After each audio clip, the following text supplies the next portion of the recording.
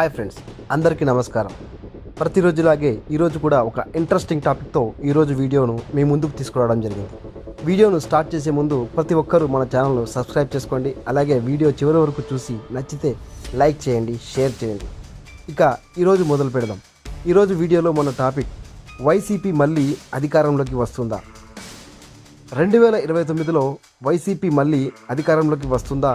ఈ ప్రశ్న ఇప్పుడు ఆంధ్రప్రదేశ్ రాజకీయాల్లో హాట్ టాపిక్గా మారింది. 2024లో భారీ ఓటమి తర్వాత జగన్ పార్టీ మళ్ళీ బలం పుంజుకుంటుందా, లేక అధికార కూటమే తన ఆధిపత్యాన్ని కొనసాగిస్తుందా? అసలు రాజకీయ సమీకరణాలు ఏం చెబుతున్నాయి? ఈ వీడియోలో వాస్తవాల ఆధారంగా విశ్లేషిద్దాం రండి. 2024 ఎన్నికల్లో వైసీపీ ఘోర పరాజయాన్ని ఎదుర్కొంది. అయితే ఒక్క ఎన్నికతో ఒక పార్టీ భవిష్యత్తు పూర్తిగా నిర్ణయించబడదు. భారత రాజకీయాల్లో ఓడిపోయిన తర్వాత మళ్ళీ అధికారంలోకి వచ్చిన పార్టీల ఉదాహరణలు ఎన్నో ఉన్నాయి. అందుకే వైసీపీ అవకాశాలను ఇప్పుడుగా పూర్తిగా కొట్టిపారేయడం సరైంది కాదు. మరోవైపు ప్రస్తుతం అధికారంలో ఉన్న కూటమి ప్రభుత్వం తన హామీలను ఎంతవరకు అమలు చేస్తుంది?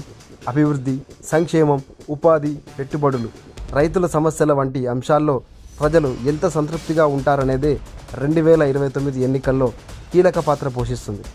అధికార వ్యతిరేకత పెరిగేదే ప్రతిపక్షానికి అవకాశాలు పెరుగుతాయి. వైసీపీ మళ్ళీ అధికారంలోకి రావాలంటే జగన్ ప్రజాదరణ మాత్రమే సరిపోదు.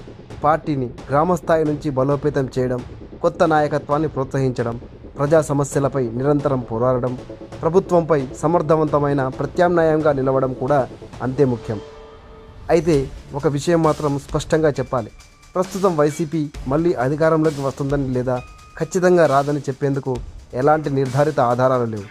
ఎన్నికల సమయానికి ప్రజల అభిప్రాయం, ప్రభుత్వ పనితీరు, రాజకీయ పొత్తులు, స్థానిక పరిస్థితులే తుది ఫలితాన్ని నిర్ణయిస్తాయి. కాబట్టి వైసీపీ మళ్ళీ అధికారంలోకి వస్తుందా అనే ప్రశ్నకు ఈరోజు సరైన సమాధానం అవకాశం ఉంది, కానీ అది ఖాయం కాదు. చివరికి నిర్ణయం తీసుకునేది రాజకీయ విశ్లేషకులు కాదు, ప్రజలే. మరి మీ అభిప్రాయం ఏమిటి?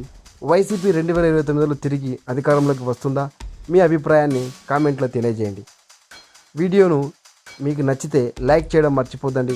అలాగే మరిన్ని ఇలాంటి న్యూస్ కోసం మన ఛానల్ సబ్స్క్రైబ్ చేసుకోండి.